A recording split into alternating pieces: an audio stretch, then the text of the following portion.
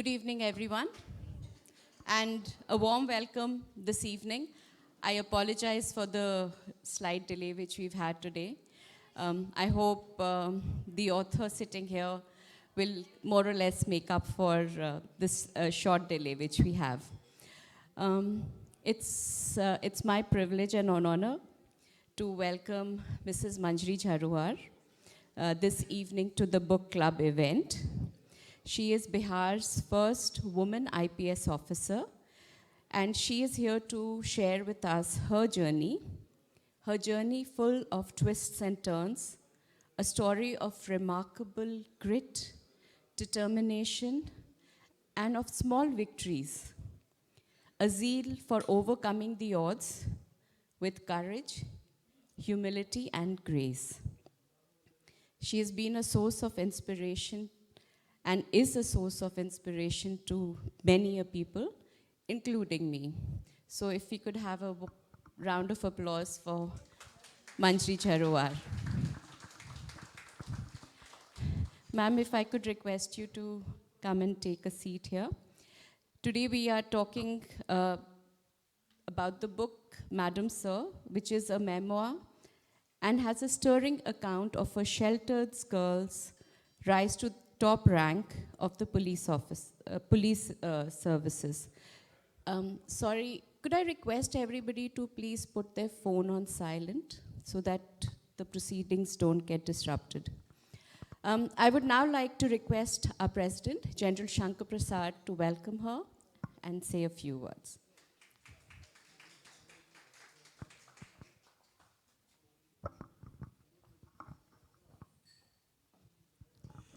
Good evening, Madam, Sir. This is interesting debate in a way that when senior ladies take high office, just like you did, whether we call you Madam or whether we call you Sir, whether we call you Madam, Sir. So I think it's going to be quite interesting to listen to her memoirs and for her to have been addressed on many occasions, both in courts of law, perhaps you must have appeared, as well as with people whom you deal with. And they must be first wondering as to how to address you. Because madam is a very common thing. Every lady is a madam, and so that's fine. But when you say Madam Sir, and including this issue came up even with the current president of India.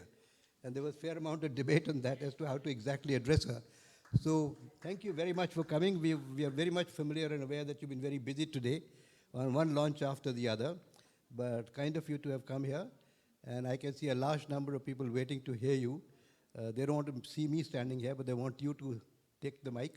And once again, on behalf of Vasant Vihar, we welcome you to our club and to our book club in particular, which is something that Sanjana runs for us. And I hope everybody will enjoy. We've got a reasonable gathering today. So all the best. Thank you for that, General Shankar Prasad. Sorry, the sound seems to be a bit loud.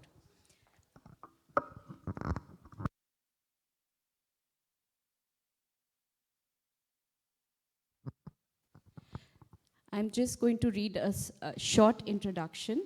Not that she needs any introduction, but it's written so beautifully in the book, I thought I will share that with you. This is written by her brother, Brahmat Raj Sinha. It says that, I am grateful, one second. Manjari Sinha was the first ever Bihari and the only fifth lady officer in a country to qualify for the police services in 1976. This is the story of her remarkable life. For years, I have urged her to pen her story. It is a stunning journey that few people, even those very close to her, know about in detail. It is a story that will touch you, move you, and inspire you. This is a story of tragedy and despair, of courage and hope, of never giving up, of standing up for yourself and what you believe in. It is an everyday story. Yet, it has the elements of that extraordinary grit and resilience, authenticity and dignity, and the commitment with purpose. It is also the story of millions of girls and women in our country, at home and at work, as they continue to battle against ingrained attitudes and orthodox social norms. So that's an introduction to the book. Now, we will be in conversation with Manjari ma'am here.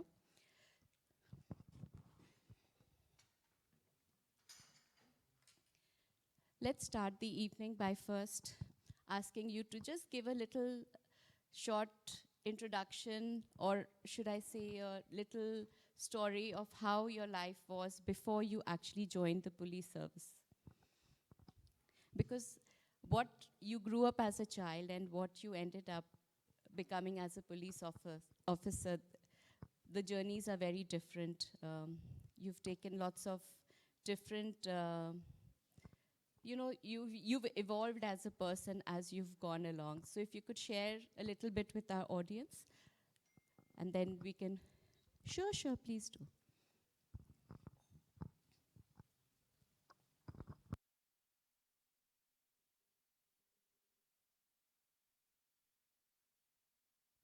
Good evening, everyone. And I'm grateful to the Vasant Vihar Club for inviting me this evening. And thank you so much for a nice introduction, Sanjana. Um, it's difficult to talk about one's life, but I would begin by saying that I was born in Bihar, and my early life was spent mostly with my grandparents. My parents used to be very busy in their lives in the village. They had a small zamindari, as we call it there. So they would be frequently going there. And my sisters and I, we were normally left with my grandparents to bring us up. I'd like to say here that there are many grandparents, I'm sure, sitting amongst us also. So when grandparents bring up children, they not only spoil them in the sense that they are very forgiving of many of the things we would do, but at the same time, grandparents are also very strict people because they think that it's a responsibility to bring up their daughter's daughter or their son's daughter, so they will teach you everything which is right and correct.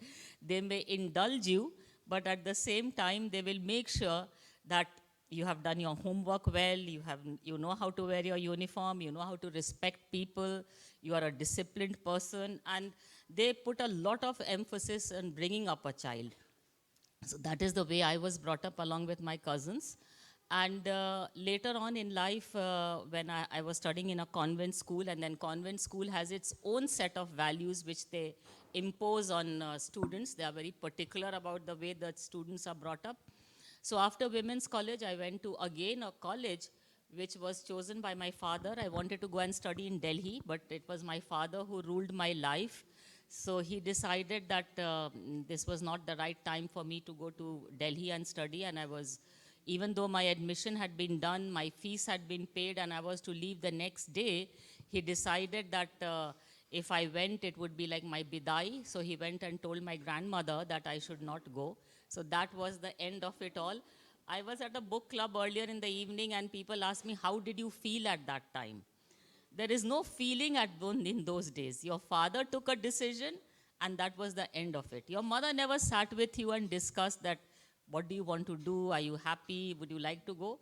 The father has taken a decision that you are not supposed to go to Delhi to study. That is the end of everything.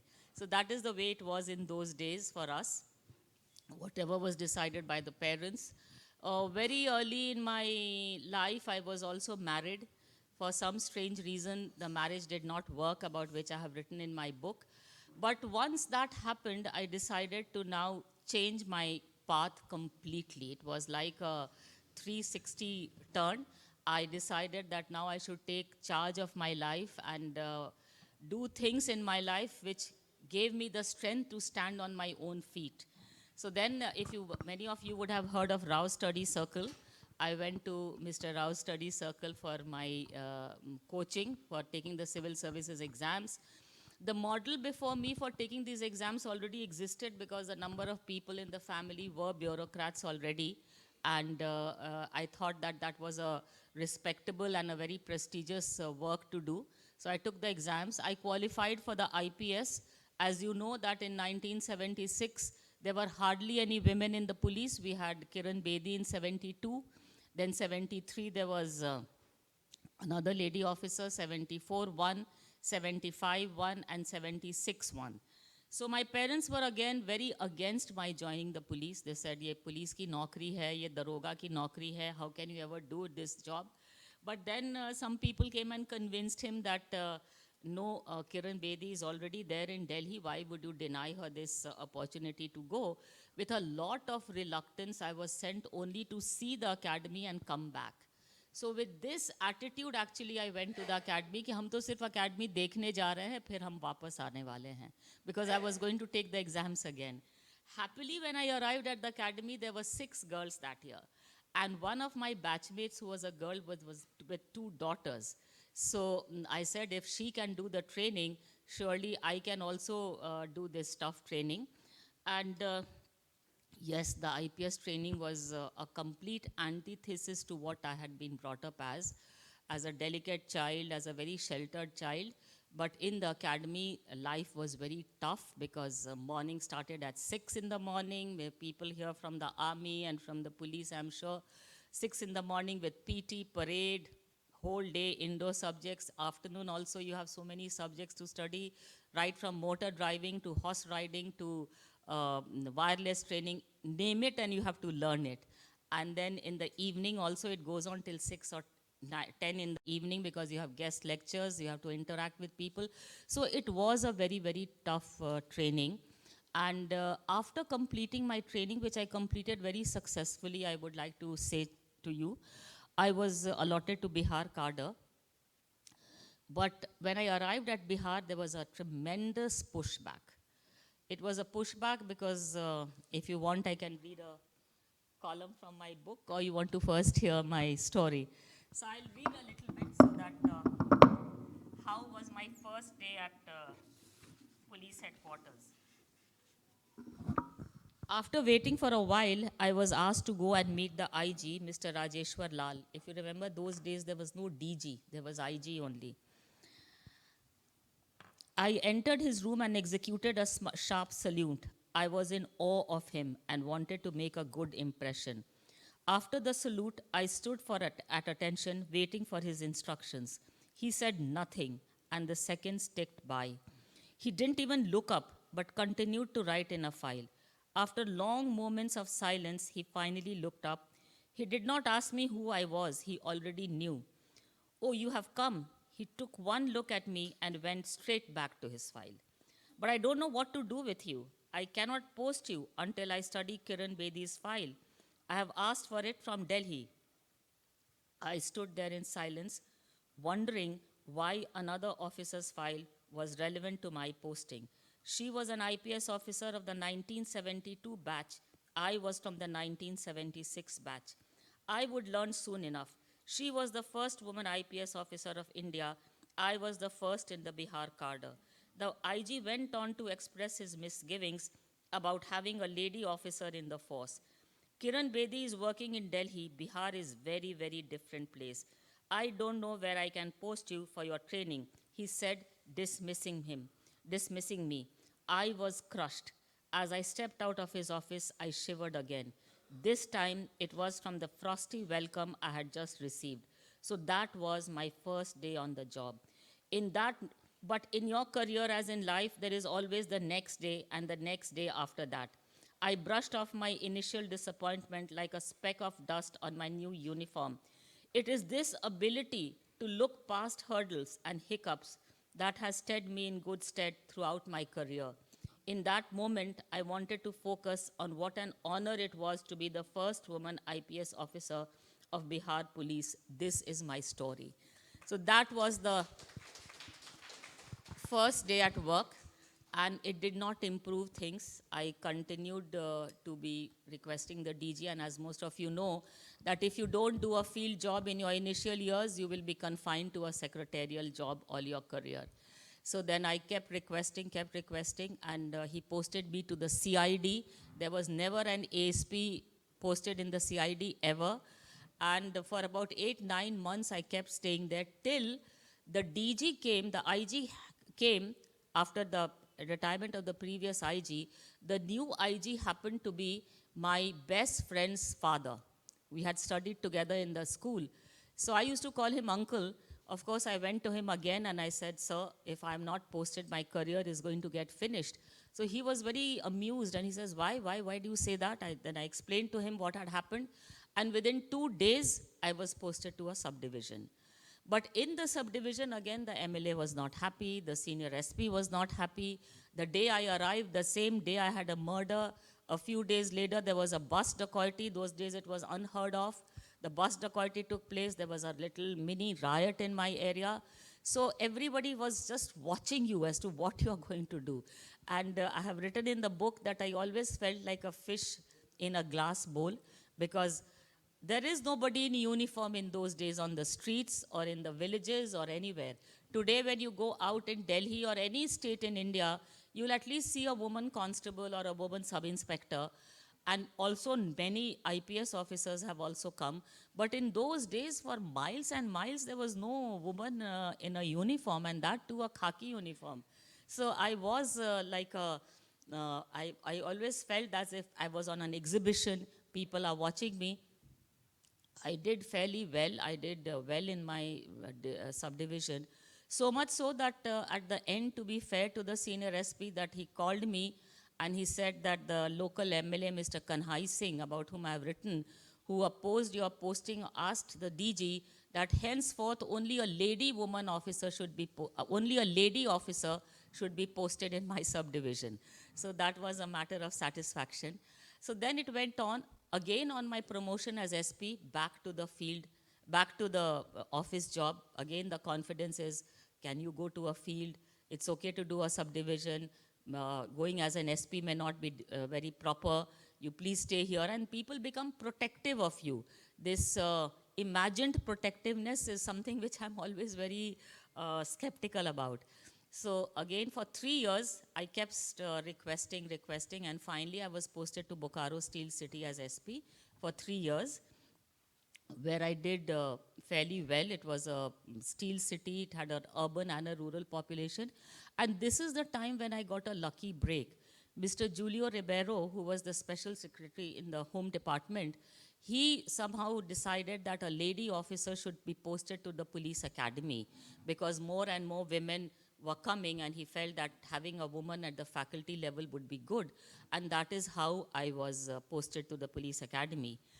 Now, that I think was a lucky break for me, because after my posting there for 5 years, where I got a chance to train 5 batches of IPS officers, and today all the CPMF chiefs or the Delhi Police Commissioner or the DGs of every state today are my probationers, and I feel proud of the fact that they are there and I have trained them.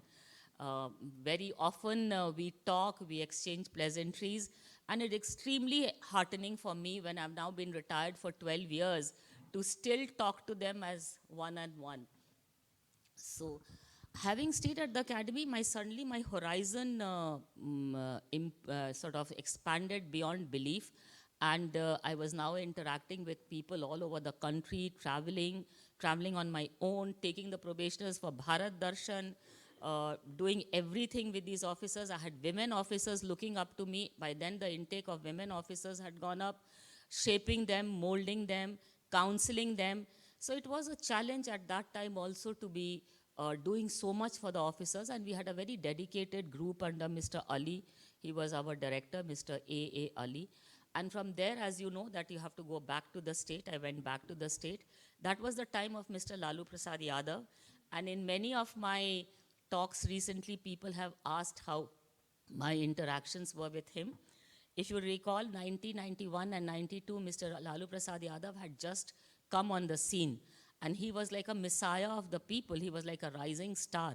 It's only later on that things went wrong for him, and he went on the wrong track, I think. But I had a very good equation with him. I worked with him. And then from there, I went to the government of India, and it was back and forth, back and forth. I retired in 2010, and after my retirement, I have been still working. I work very actively, and this is my story. And when I look back, I think that every posting was a challenge, because in those days, uh, every posting may first, it was always said that you are the first.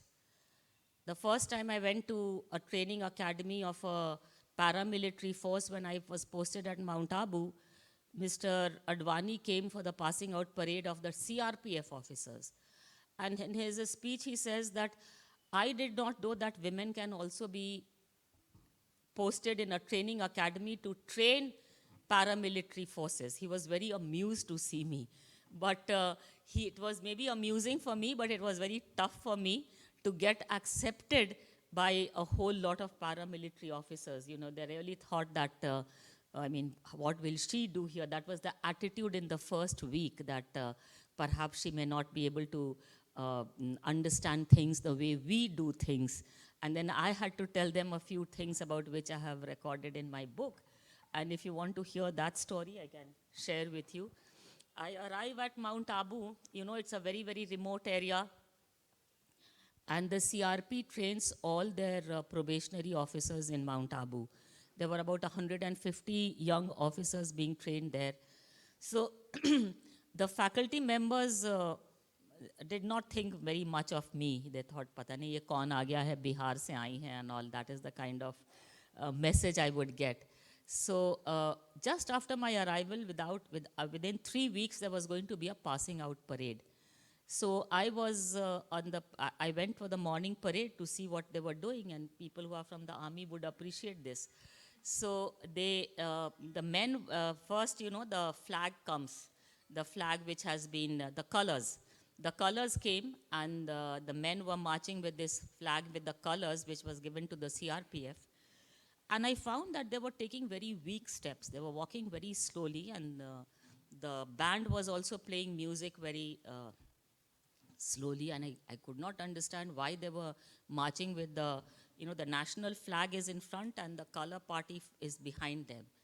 So then when the parade was over, I called the ADOD, that is the AD in charge of outdoor, and I did not know that this was going to create such an impact, but I asked him, how many steps did the guys take? How many steps are you taking per minute? Because it's very important to understand this. So he was flabbergasted. He didn't know on what to say. I said, I think you are taking very slow steps. It should be 120 steps to a minute when you are carrying a flag. So then he said, what, I mean, he was quite, didn't know what to tell me. I said, now let's do the marching again.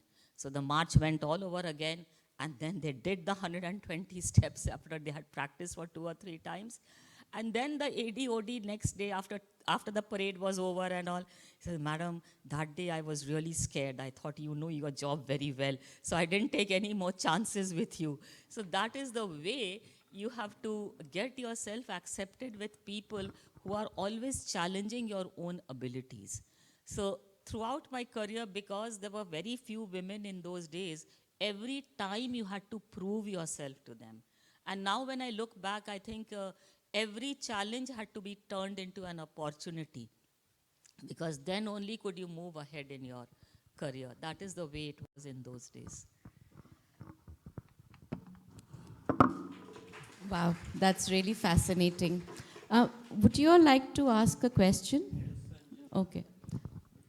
Kanchan, would you like to come? Mr. Bhalla. Madam, sir, Thank you. we are so delighted to hear from you about your story. And after going through the pages of your book, it is worth noticing that having an initial turmoil in your personal life, you had all the determination and ability to pursue your career. So coming to the question, after in the pages, you have been described, Madam Sir, in one of the police stations where you are posted, and Hunter Wali in Bhagalpur. And no, in Bokaro. In Bokaro, sorry.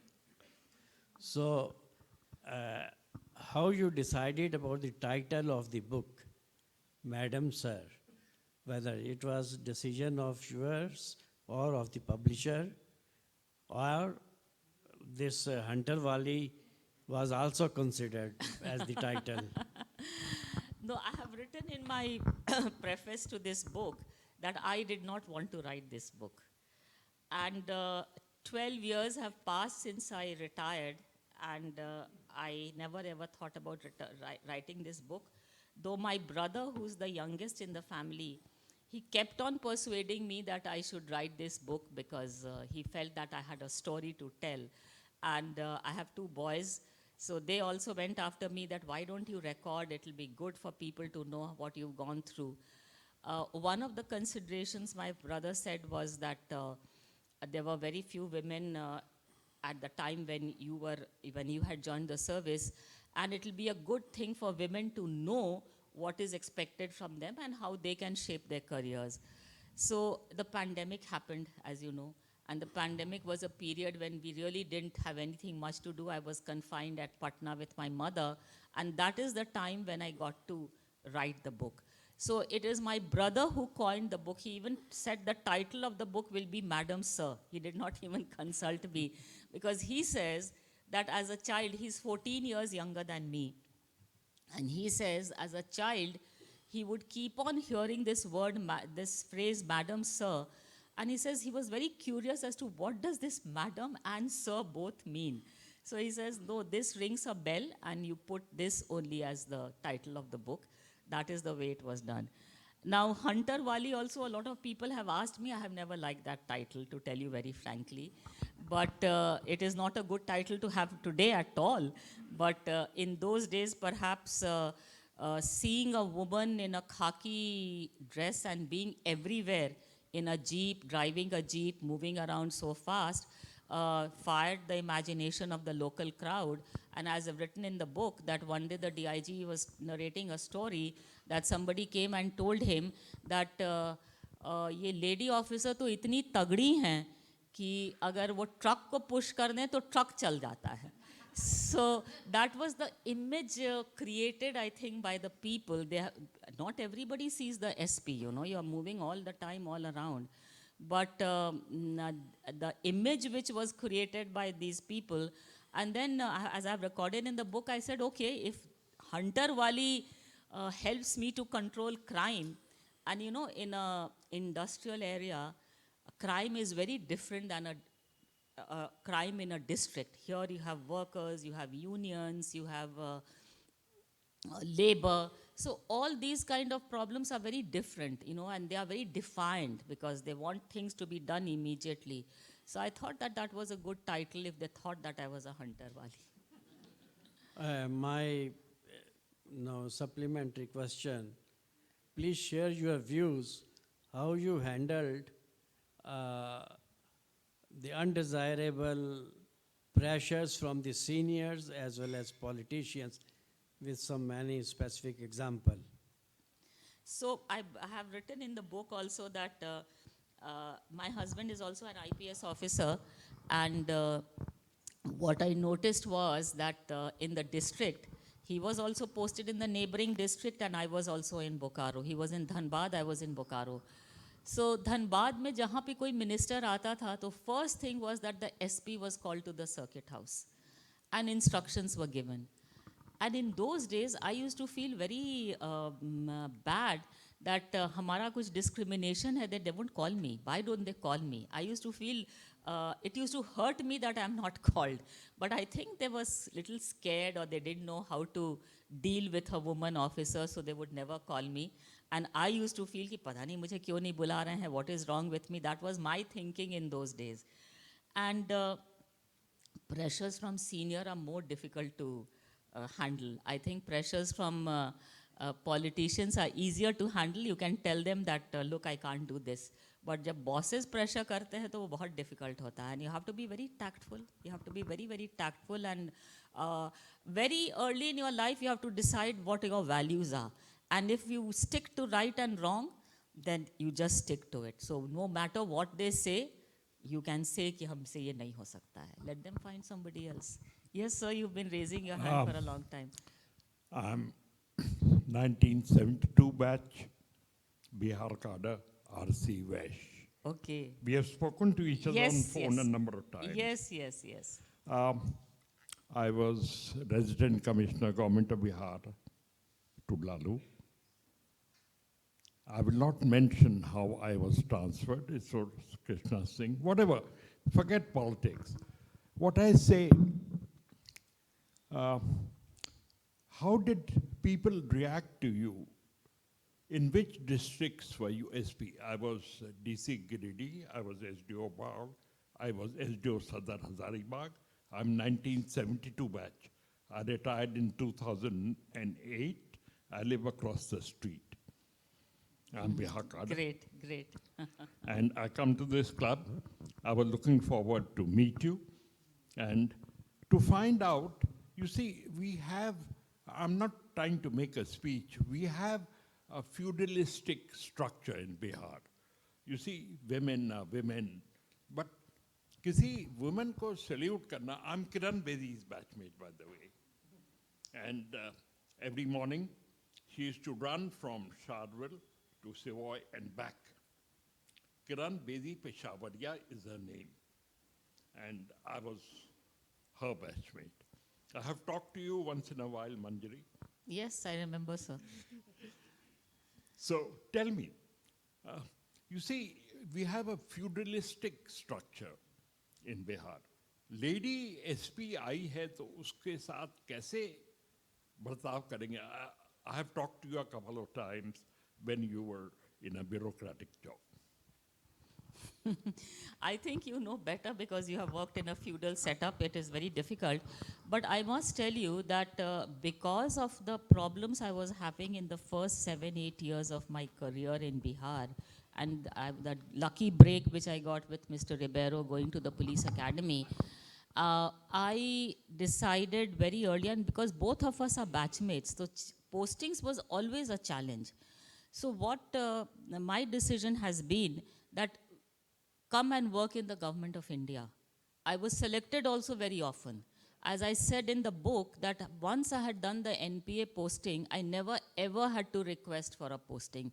I was recalled. I was called to the government of India to come and work, or I was recalled when the new state of Jharkhand was created. I was still IG CRPF. So I think my career did make an impact on people, and people thought that I could deliver.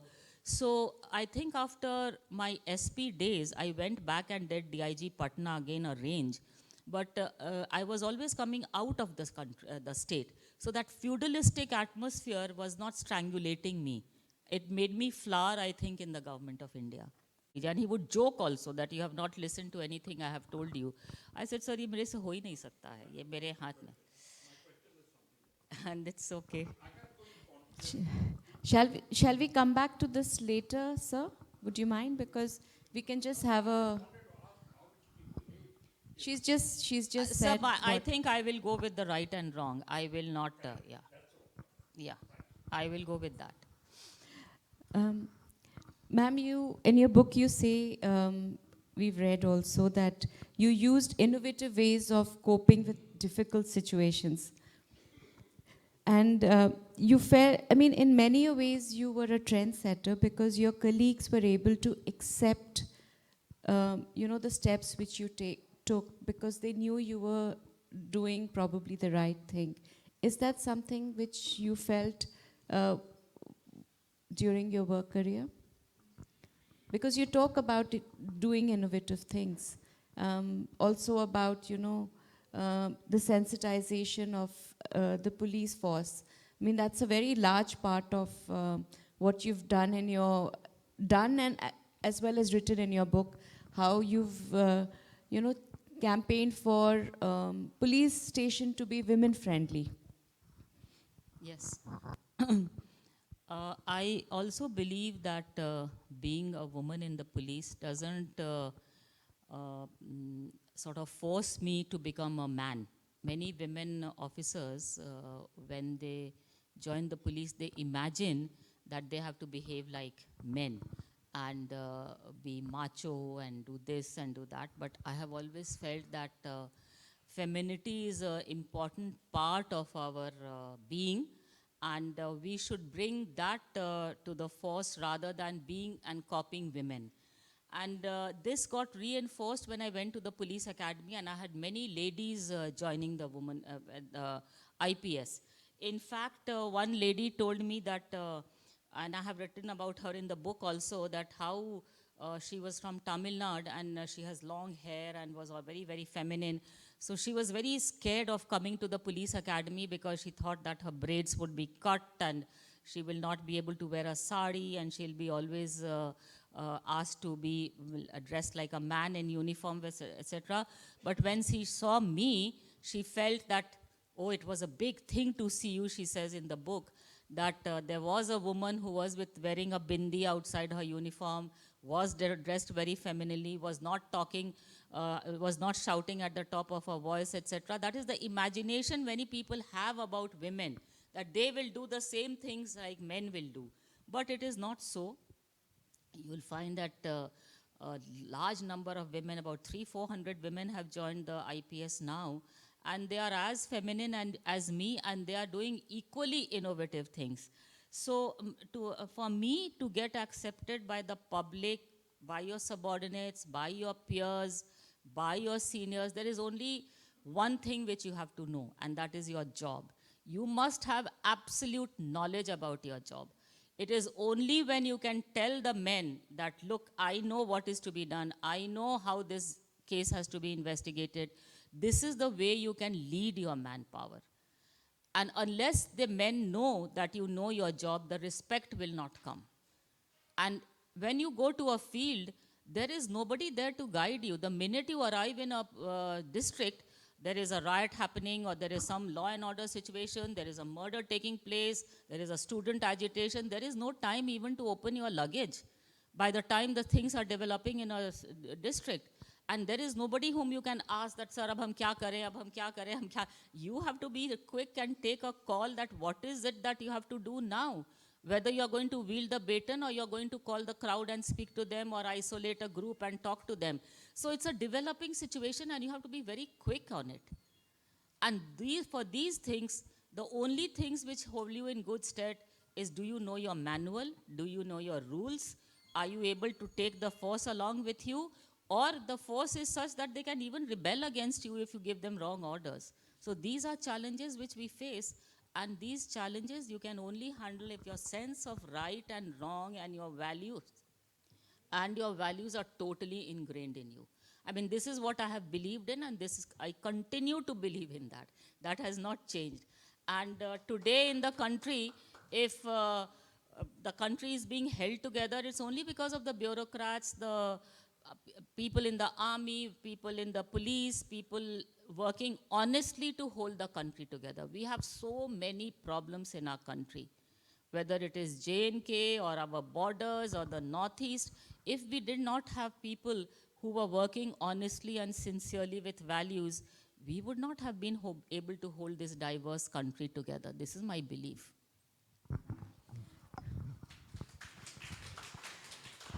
Again, going back to your childhood, because you talk a lot about, very fondly about your childhood in a way that your school helped you become a strong person, gave you a strength of character, and probably has held you in good stead.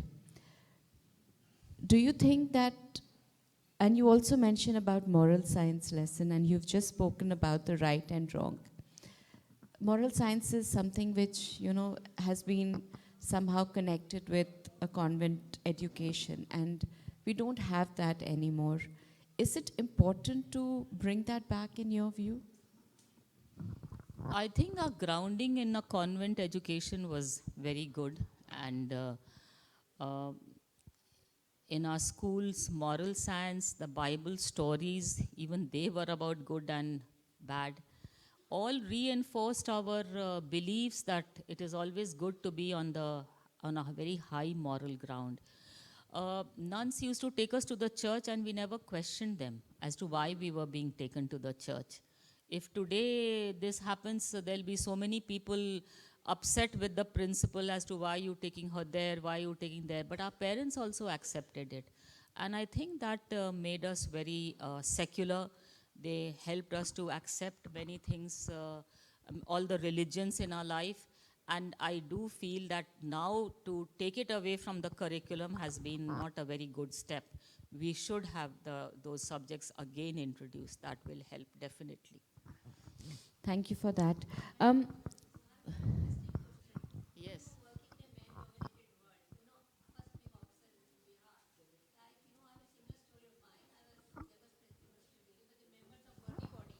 They were into some corrupt practices, like appointments of teachers. Yes, Early in yes, the that morning, happens everywhere. very interesting incident. Huh. I think all of you must listen to it. Early in the morning, Mic ले लीजिए. I get a phone from my chairman. No, I don't think people can hear. Dr. Puri, आज appointments होनी है. मैं कहा yes sir, I know at 10:30 you have to come to the college. But आपको मालूम है हमने डिसाइड किया है किसको अपॉइंट करना है. I said I don't know. I have the list with me and we'll see the candidate there and then only. Says नहीं ऐसा नहीं होता, पहले से डिसाइड होता है कि किसको हमने रखना है. हाँ, वैसे ही होता है. अच्छा, आपको कल उसके पेरेंट्स मिले होंगे. मैं कहा जैसे came to my house, one of the preferred candidates from the chairman, and they came with a 4 glasses of silver to my house, to my principal's bungalow. Very interesting story. So he says chairman ने आपके यहाँ भेजा है सलाम करने को. तो कल आप प्रिंसिपल हैं, आपके बिना तो कुछ हो नहीं सकता. तो आप बताइए आप मुझे सेलेक्ट करने वाले हैं कि नहीं. The girl tells me in a very dominating term. I said definitely बेटे, if you are deserving you will be selected 100%. My blessings for you. I said इसमें क्या है मैम, सब small gift for you. And I was very honest. My father is 97. He's been given President's Medal for being in police home ministry, and he's being honored today for his honesty. And I belong to a very good family of bureaucrats, right? He says, ma'am, देख लेना फिर कल आपको मुझे select करना है. The chairman, after she goes from my bungalow, gives me another ring. Sunita decide कर लिया जिसको हम select करने जा रहे हैं. I said, yes sir, we'll see tomorrow. Tomorrow about 23 candidates came for the interview of a particular post of the college lecturer, and I was the CEO, and without me they cannot select unless I go by the merit of the case. There were 3 university VCs, nominees 2 also, but they were very neutral. My chairman threatened me, took me behind the room, आज इसको ही select करना है because we are committed to our parent. Believe me, that day she was the least capable candidate in the interview. And I just did not pay heed to what my chairman threatened me. Suspend करेंगे, terminate करेंगे आपको. That is how he threatened me. I said, okay sir, कर दीजिए terminate आप मुझे. मैं तो जिसको select करूँगी जिसका merit होगा. And that girl was nowhere in the merit. And you can imagine the trauma I had to suffer from that chairman who was there for 3 years. कि ये principal किसी की सुनती नहीं है. What I mean to say is when you are face to face with such people, male-dominated people who have the egos that they are so and so, so and so, how do we deal with them? I dealt with them. I was known as the RN lady of the University of Delhi. I was very young, 42 years when I became principal. But one has to suffer many gender biases when you are having your value system at your command. No, that is the way it is. I was, Yes. I said you can hack me to pieces, you can cut me to cannon's mouth, but I will do what is right and what is wrong. And So that is the way to do it. That is the way to endorse you. But the story came in the newspaper. VC came and hugged me. I wish all people behave like, and I really salute you for being the only police officer for standing for your morals. God bless you. Thank you. Thank you. No, that is the only way to deal with it, and you have to accept then. उसके consequences को भी accept करने के लिए तैयार होना चाहिए. He faced many consequences because he came biased and he kept on harassing me, kept on ignoring me. वो silver glasses की कहानी है. Yes. बड़ी interesting कहानी है. हाँ. So honest, but I am proud of you. Manjari, you done great. Thank you. Thank you. Please read my book. I think at the back somebody wanted to ask something. At the last question. We have another 10 minutes because we started a bit late. Whenever, I mean, I'm not in a rush, but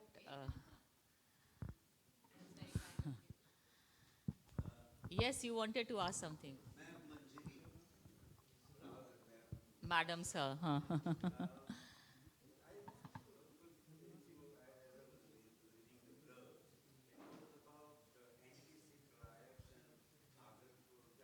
Yes.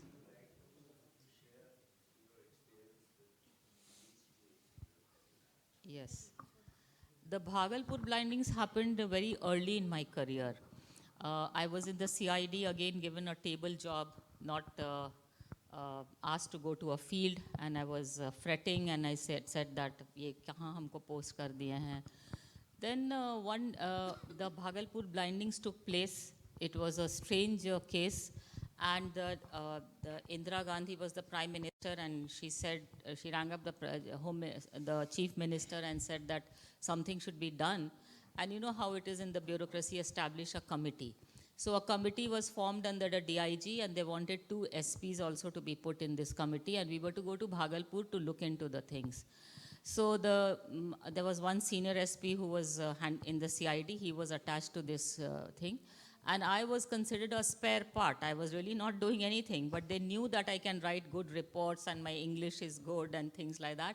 So they said that Manjari को भी इसी में attach कर देते हैं. So you know, वो ऐसे ही कि मंजरी को attach कर दो, she has nothing much work. So that's how the 3 of us land in Bhagalpur. Now Bhagalpur में एकदम peculiar situation था. When we are getting down from the flight, we see the whole airport is a small district headquarters and a small airport for state government flights to land. The entire public is on the road asking us to go back. We had thought that the inquiry is going to happen and the people would welcome us because they must be against this blinding. And how was the blinding done? Bhagalpur was extremely crime infested, and there were these criminals who would kidnap, commit dacoity, pick up people, cut them into pieces and throw them in the Ganga. So the body was not recovered. They would take the ransom and still throw the child in the Ganga. They would rape women, all kinds of things they were doing. The police would arrest them, and when they went to the court, they would get a bail because there was so much of threat from these people. They would get bail. So police was feeling very frustrated with the crime and the public was very unhappy. So they decided to do this blinding of the criminals. And what was the method of blinding? Gouge out the eyes, scoop out the eyes, and fill it with acid. So this is what happened. Now, look at this dilemma. The public is with the police. The public is supporting the police that this is what they have done and this is the right thing they have done. The rest of India, including Arun Shuri and the Indian Express and everything, is writing that this is a heinous crime. The Supreme Court is coming after them and saying that the police officers' action should be taken against them. And 3 of us land in Bhagalpur to investigate these cases. And we see these 32 people had been blinded, and they are walking in front of us with these horrible marks of acid on their faces. And the public is asking us to go back, shouting slogans against us. And one of the women who was shouting slogan, about which I have recorded in the book, had been raped in front of a family, and her breast had been cut off, and she was agitated against us. Now, what do you do? What is your sense of values there? Are you with the public? Are you with these young officers? And mind you, all the officers who had done the blindings were young officers. One of them was my assistant's brother. और वो assistant मेरा हाथ जोड़ते रहता था office में, madam मेरे भाई को बचा लीजिए, 4 साल की नौकरी हुई है. He was the officer in charge. He had blinded 9 people on one day. So this was a horrible situation. But again, as I said, right and wrong, you have to make everything evidence-based. The evidence said that the police people were involved. They had picked up the criminals, brought them to the station, to the police station, made a station diary, and after putting them in the lockup, when they arrive in the jail doctor records came with grievous injuries. When they were put up before the judge, he records that they were with grievous injuries. So there was no way the police could escape, and we had to again write and say that the police was involved. So it was a very difficult time. Again, pressures were not to write against police officers, but there was no option. And the second time was the Sikh riots which took place. I was on a holiday, and Mrs. Gandhi got assassinated, and the next day itself there were riots, and in my district, Bokaro, 69 people had been killed. And by the time I reached Bokaro, it was a very, very traumatic experience because the entire township was under curfew. And people, instead of being angry with me, I thought that they would be angry. I was still a very young SP. they clung to me and started saying, these women, why did you leave us? Because you were not here, this is what happened. You know, there were times when my femininity or my womanhood takes over my own emotions. And I would break down very frequently in the camp where the women had been segregated, the families had been segregated. It was a really very, very challenging time. But I made sure that I recorded each and every case of death. So even there were many cases when the body was not found because they were burnt or thrown in the river. And after 4-5 days, when I arrived, after 3 days, the body could not be located. But I still registered an FIR. And that is why when the Ranganath Mishra Commission of Inquiry was established subsequently, after many months, we could come out clean because we had recorded everything correctly. And there was no grievance of the Sikh community against the police action, because there were many things which I had done also to recover for them. So that was a very satisfying time for me, but a very, very, as I've written, that it was an aching absence. I felt that a town which was so thriving and doing well, and in just that 4-5 days I was away, the entire scenario had changed there. Yes. Okay, ma'am, it's a pleasure to be here in august company of yours and so many other senior police officers. So I have two questions. One is a light-hearted one, and the second is a little serious one. The first light-hearted, as soon as I entered the room, I saw the title of your book, and I was amused because there's the same title as serial going on, Madam Sir. So the question is are the two names related somehow? So that was on the lighter side. And there was another question, ma'am, because you have had such illustrious career in police, and we are civilians, so we don't have much interaction with police. But what we feel is that the police force is working under a very, very tight situation. They're always under stress. वो चाहे like right from constable हो चाहे वो DGP हो, they are all under very tight stress. Especially the people who are on the streets, they have to deal with so many things like financial stress. That leads to moving them towards corruption, and the pressure from seniors, pressure from politicians, pressure from people. Are you, ma'am, in any ways related to the police reforms happening, where the situation of police, people working on the ground, needs to be improved? So are you related, or I was keen to know as to if there is something happening on that on a regular basis on police reforms and the working conditions of the police force. So first thing I want to say is that please don't think that policemen are underpaid. If anybody wants to be corrupt, it is their way of thinking and life. We are paid adequately, and within the pay and the salary, whether it's a constable or a sub-inspector or an IPS officer, we can all live very comfortably within our pay. It's your mindset which asks you to take money and take money from the public, which is totally something to be condemned and not accepted. The book, The Serial Madam Sir, has come out in 2022, but my Madam Sir was in 1976. So that is the difference. And the third thing which I wanted to tell you was that the government is constantly thinking of reforms, constantly thinking of reforms.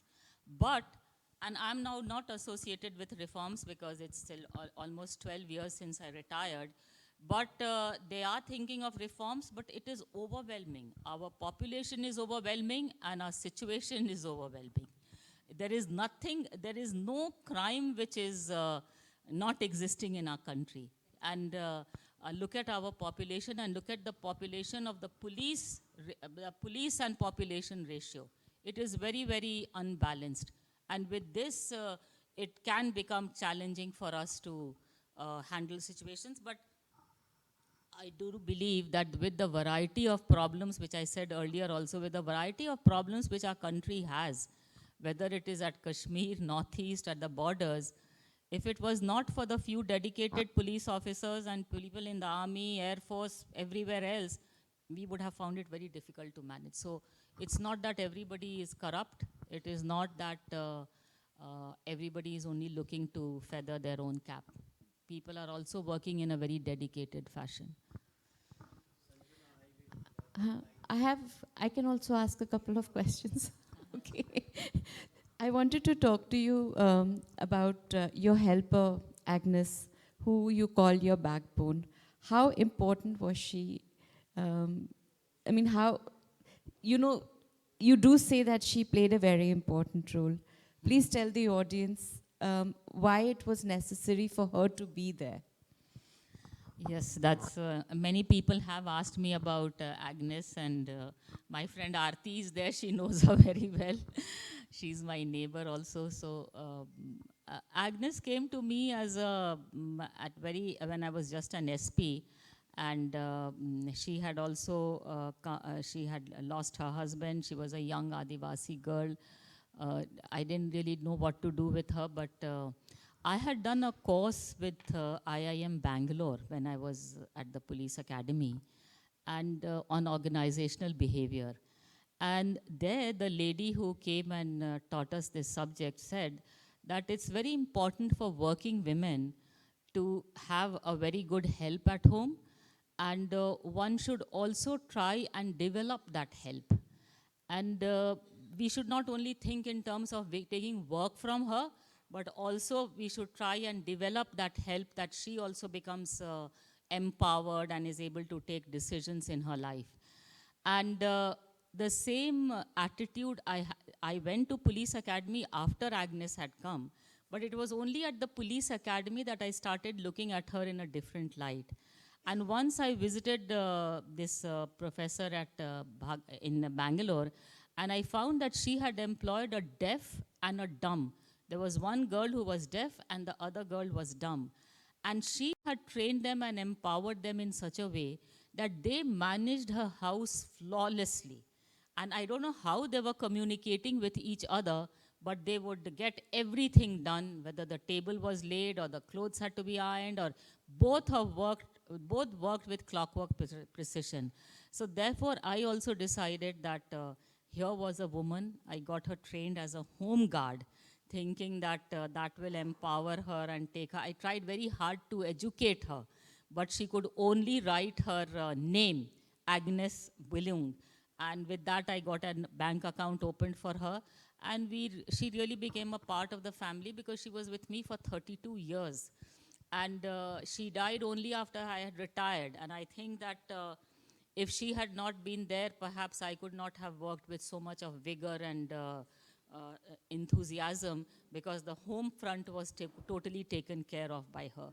So I do suggest to young people when I go to talk to them today that it is desirable to have somebody to back up at home. That makes a lot of difference.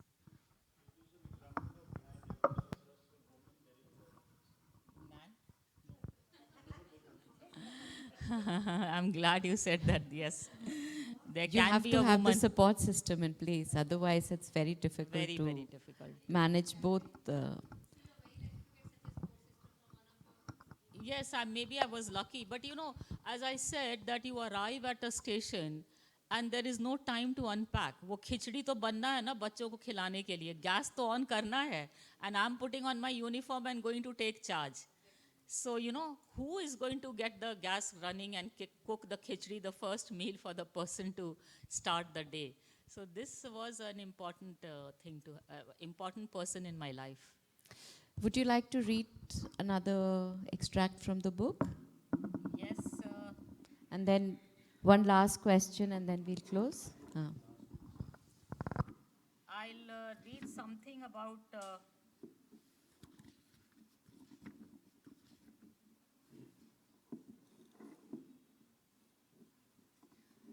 the treatment of. So when I was IG CRPF and posted in Delhi, I had two areas under my charge, Rajasthan and Delhi.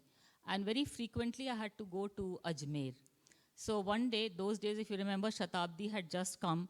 So I was going by Shatabdi to Ajmer. And when the train stopped at Jaipur, The Shatabdi stops only for 3-4 minutes at a station. Suddenly, I see two liveried men coming with trays laden with tea and biscuits and sandwiches and everything and walking up. So I thought, I didn't pay attention, kisi ke liye aaya hoga. Then they stop in front of me and they do a thumb, the whole train will reverberate with their thumb. They come to a halt and then they put the tray in front of you and this is for you. So I said, ये क्या हो रहा है? तो madam आपके लिए DIG साहब ने भेजा है आपके लिए, आप कुछ ले लीजिए इसमें. Now I am very embarrassed because everybody in that vestibule is now looking at me कि ये क्या तमाशा हो रहा है. So then I just pick up a coconut water. I've recorded about it in the book also. And then I tell them कि आप उतर जाइए, आप जल्दी जाइए यहाँ से.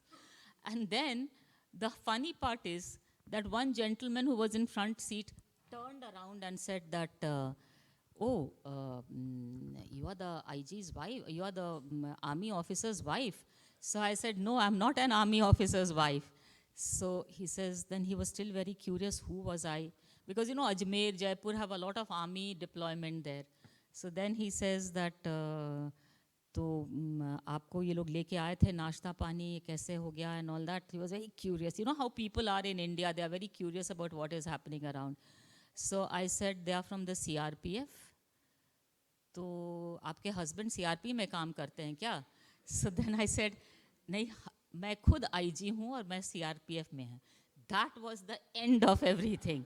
There were now the entire train knew that I was IG's wife. I was an IG myself and not an IG's wife. So look at this image. What image people have of a police officer's wife, that she'll be throwing her weight around, or an army officer's wife. And me telling them that I am myself an IG. And then the story started, have you seen Udaan?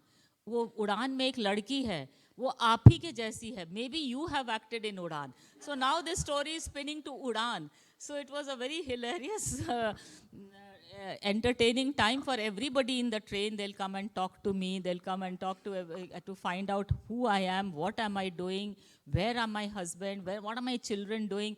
Curiosity तो बस रुकता नहीं है ना हमारे यहाँ. That was the story. And one little bit about, do you still feel you are a fish in a glass bowl, or has that perception changed? No, I think that perception did change over a period of time. That did happen, and I think I got a lot of respect from my colleagues and my subordinates and my seniors. That was a good thing which happened. They accepted me for what I was. And once I had completed my NPA training, I never, as I said, I never ever had to request for a posting. I was always asked to come. So much so when the state of Jharkhand was created, I was still IG CRPF. That's a very prestigious posting, IG CRPF in Delhi. But Babulal Marandi was the chief minister and he recalled me. He said, you should come back.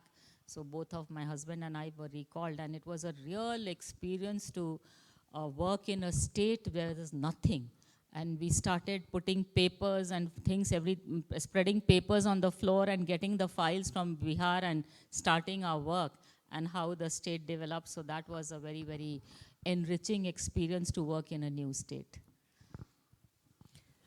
I think the last question, I don't think we have time to.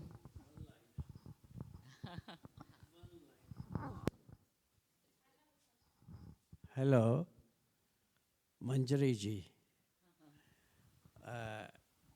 In 1976, when the civil services results were declared and you didn't find your name in the IAS list, what was your reaction? First was that I was thrilled that I had qualified. कि मेरे UPSC में मैं रात को गई और अपना वो देखने लगी and things. So I was very thrilled that my name was in the list. Yes, there was a bit of a disappointment that I have not qualified for the IAS. But my parents, of course, felt that this IPS is not a job for a woman and I should not go. But मैं जब NPA गई तो वो सारा vanish कर गया. It was a very good experience, and I think it changed my personality. That decision to go to Rao's was my decision, but the change of the personality from a very sheltered and a delicate girl to a person who was very confident happened only at the NPA training. So that's why I put a lot of premium on police training. I have a question, ma'am. Um, I'm in IT sector, so we keep talking about work-life balance.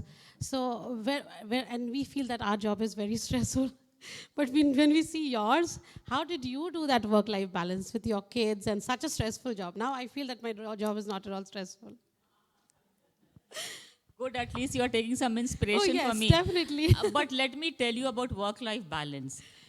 You know, in a marriage or any situation, it is your desire to work the marriage that takes you along. It is your desire to look after the children that takes you along. So that desire has to be there. Agar wo desire hi nahi hai, to then holding the family together is not possible. Because there is every reason for a relationship to break, but takes a lot of effort to work a relationship. So I feel that yes, stressful situations are there, but usi stress mein sabko khojna hai. You must be also finding a balance. I found a balance by having a woman, and my daughter-in-law asked my son one day. My second daughter-in-law asked my son that. Did you know this was happening at home, that to Amma when she was working? Did you know that this incident had happened? Because my children did not know of all the incidents which had happened. So my son said that, no, Amma never discussed these cases with us. So I think that that is also important. It is important to discuss with grown-up children, but what will you discuss with a 4-year-old child? So that you have to push it back. Then when you come home, then your work you have to forget and then concentrate only on the children. And one interesting thing which I did was that all the important files I would start reading only after they had gone to bed. तो वो मेरा भी लाल pile आता था घर और उसको मैं शुरू करती थी जब everybody had gone to sleep. So that we have to find ways to balance it. And I'm sure you're finding ways also. As I said in the introduction, a source of inspiration. And thank you for being here with us. And I hope your story reaches, every nook and cranny. And as our friend there said, that everybody is able to achieve this work-life balance, because that's so important. But thank you for being here, and thank you to the audience for being so engaged with Madam Sir here. So a round of applause for ma'am here, and thank you all for coming. Thank you so much, Sanjana. Thank you that I could make it today. You've been chasing me, but ho nahi raha tha. Thank you. No, we are delighted. Also, I would like to inform you on the 1st of December, we have Dr. Shikha Sharma's book discussion. So if you have time, please do come and join us. We'll be having the discussion in this hall here.